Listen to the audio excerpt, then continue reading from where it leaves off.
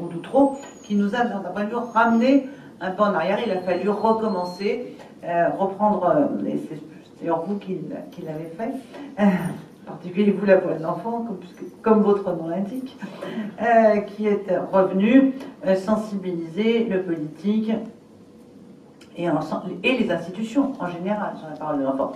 Pourquoi je dis ça? Parce que c'est pour montrer aussi la cohérence de ce que je fais. C'est pas totalement hasard si j'ai donné de l'importance et si j'ai souhaité de manière assez solennelle aller signer à l'ONU en novembre dernier pour la France le 3e protocole de la Convention internationale des droits de l'enfant.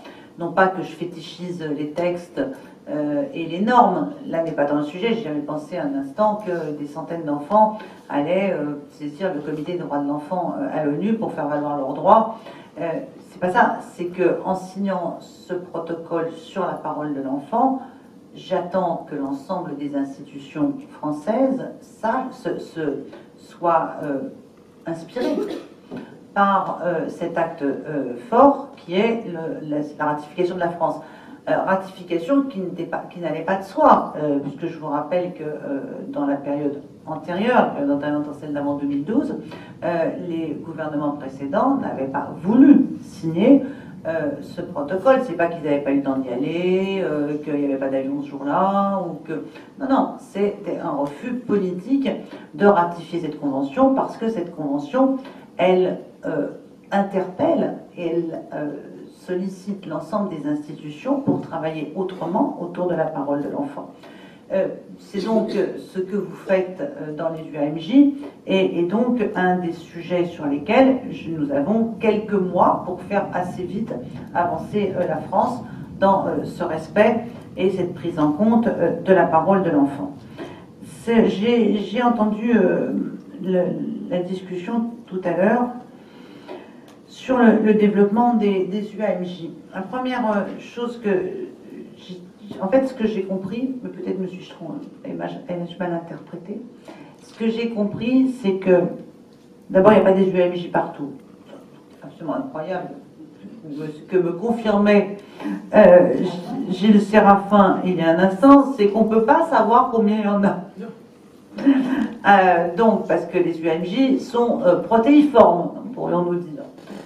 Donc il y a ceux qui sont labellisés par la voix de l'enfant, ceux-là on les connaît, et les autres peut-être, sans doute, probablement, il y en a, et on ne les a pas identifiés. Un pays qui a le goût des statistiques comme le nôtre, c'est quand même assez étonnant. Mais enfin bon, je ne désespère pas qu'on finisse ensemble avec l'ONED à trouver la bonne question à poser partout pour savoir s'il y en a. En revanche, ce que ça révèle, le fait qu'on ne sache pas, c'est que, et Martine Brousse a dit il y a un instant par rapport au débat sur la loi de 2007 avec Philippe Bas, c'est qu'on ne peut pas décréter les UAMJ comme ça, en disant il y aura une UAMJ partout. Ça ne marche pas comme ça. Pour qu'une UAMJ se constitue, il faut une volonté pluridisciplinaire identifiée. Et quand ce que nous dit aussi le fait que nous ne puissions pas tout à fait les collecter, en avoir une carte très juste, c'est que chaque hôpital, chaque tribunal, en fait, construit l'UAMJ qui correspond à ses pratiques, et en particulier aux personnes qui vont le faire. Et chaque dimension, la dimension humaine est importante. Donc, ceci dit, nous pourrions quand même avoir pour objectif qu'il y en ait au moins par département, enfin une, pardon, qu'il y en ait au moins une par département et vérifier s'il n'y en a pas une par département. Je regardais la carte, moi je suis élue d'un département dans l'Oise où j'ai la chance d'en compter 3. En fait, dans les 3 centres, je pense que c'est les centres hospitaliers probablement qui sont les bases. Ceci dit, je vois quand même sur cette carte des grandes zones blanches du MJ, et je serais curieuse de savoir comment on se débrouille dans toutes ces régions qui sont totalement vides. Donc je pense que ce serait un bon objectif d'en avoir une par département, et il faudra y sensibiliser les départements très, très rapidement, mais je vous rassure, nous y travaillons avec Martine Brousse et l'ensemble de ceux qui sont associés à la concertation et à la feuille de route que je prépare sur la protection de l'enfance et le dépistage, le suivi de la maltraitance. Deuxième chose que j'ai entendue, c'est que, en fait, de votre expérience des UAMJ, vous portez un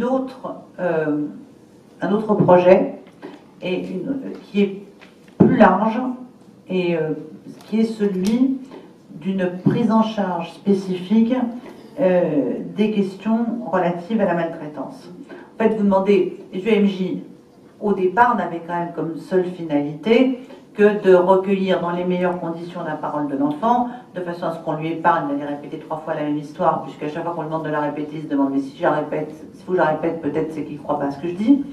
Donc c'est assez déstabilisant, donc lui épargner cela, et permettre, je disais à l'instant, l'analyse pluridisciplinaire. En fait, j'ai un peu honte parce que je n'ai pas visité d'UAMJ en France, mais ça va venir, me dit Martine, mais j'en ai visité une UAMJ, ça ne s'appelait pas comme ça, une à Brooklyn. Voilà. Et effectivement, le travail qui était dans un grand centre, que probablement certains d'entre vous connaissent, qui était dans un grand centre qui faisait à la fois l'UAMJ, mais aussi tout le suivi, tout ce qui va avec. Et j'ai bien entendu que ce soit dans la proposition de faire de la maltraitance une pathologie chronique. J'ai même entendu, pour aller plus loin, une de vos collègues, très connue et très engagée, parce qu'auteur d'un ouvrage dessus, proposer une ALD, voilà, que la maltraitance, affection longue durée, voilà, que la maltraitance justifie à elle seule l'affection longue durée. l'ALD. Donc il y a effectivement, tout ça est révélateur d'une réflexion. Je ne suis pas sûre qu'on ait trouvé encore la bonne réponse. Mais ce que ça dit à coup sûr, c'est que le suivi et la prise en charge médicale et thérapeutique de la maltraitance n'est pas encore à la hauteur de ce qu'on commence à savoir sur ses effets durables et sur les pathologies durables qu'elle entraîne. Voilà ce que ça nous dit.